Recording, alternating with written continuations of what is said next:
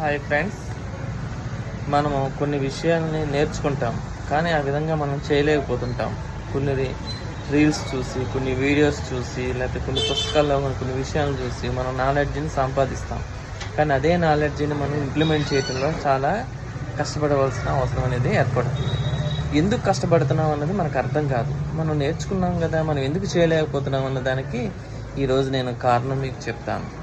ఏమిటి ఆ కారణం అంటే, మనం నేర్చుకున్న జ్ఞానాన్ని మనం ఆచరణలో ఎందుకు పెట్టలేకపోతాము అంటే, ఆచరణలో పెట్టడానికి దానికి సంబంధించిన నమ్మకాలు, మన జీవితం మొత్తం కూడా మన నమ్మకాలపై ఆధారపడి ఉంటుంది.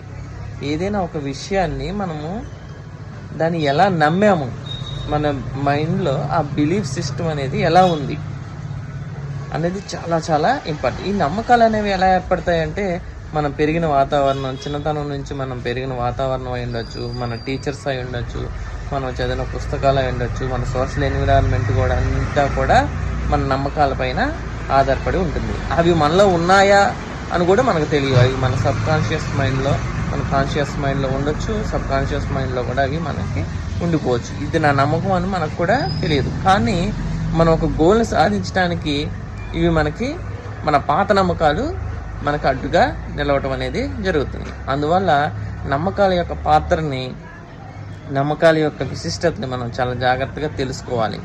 ఏం చేస్తాయి అసలు నమ్మకాలంటే, వాటికి అవి మన జీవితాన్ని ఎలా నిర్దేశిస్తాయంటే, మన నమ్మకాలు మనం ఏదైనా ఒక విషయాన్ని ఎట్లా స్వీకరిస్తున్నాము, దాన్ని ఎట్లా వ్యాఖ్యానిస్తున్నాం అన్న దానిపైన ఆధారపడి ఉంటుంది. అది ఎట్లా ఆధారపడి ఉంటుంది, మన నమ్మకాలపైన. మన నమ్మకాల నుంచి మనం ఆ విషయాన్ని స్వీకరించడం కానీ తీసుకోవడం కానీ జరుగుతుంది. అలానే మన నమ్మకాల ద్వారానే మనము కొన్ని ఎక్స్పెక్టేషన్స్ మనం పెట్టుకుంటాం.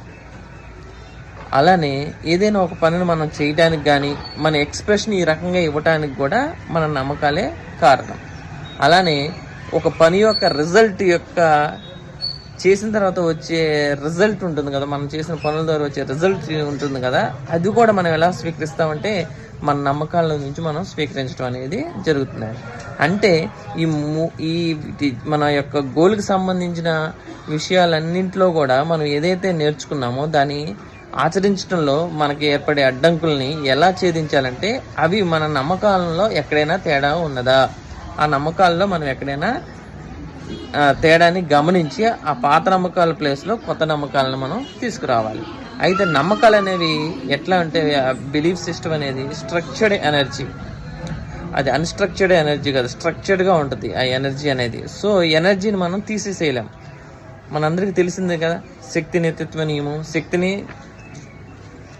ఉద్భవించదు, శక్తి నశించదు. శక్తి ఒక చోట నుంచి మరొక చోటకు మాత్రమే మారుతుంది. అలానే మన పాత నమ్మకాలను మనం నాశనం చేయలేము, అలానే కొత్త నమ్మకాలను పుట్టించలేము. అందువల్ల ఆ నమ్మకాల్లో ఉన్న శక్తిని, ఆ ఎనర్జీని మనం ఏం చేయాలంటే, పాత నమ్మకం నుంచి కొత్త నమ్మకంలోకి ఎనర్జీని ట్రాన్స్ఫర్ చేయడం అనేది మనం నేర్చుకోవాలి. ఇది కొంచెం క్లిష్టమైన సబ్జెక్టే, కానీ ఇది మనం ఒక్కసారి తెలుసుకోగలిగితే, దీని గురించి ఒక్కసారి మనం తెలుసుకొని విశ్లేషించుకోగలిగితే మన జీవితం పైన మనకు పట్టుని సాధించవచ్చు. సో నేను దీన్ని అర్థం చేసుకున్నాను. నాతో పాటుగా మరికొంతమందికి కూడా అర్థమైతే ఉపయోగకరంగా ఉంటుందని ఈ వీడియో చేయటం జరిగింది. నాతో పాటు మీకు కూడా ఉపయోగపడితే నేను ఎంతో సంతోషిస్తాను. Thank you much. బాయ్.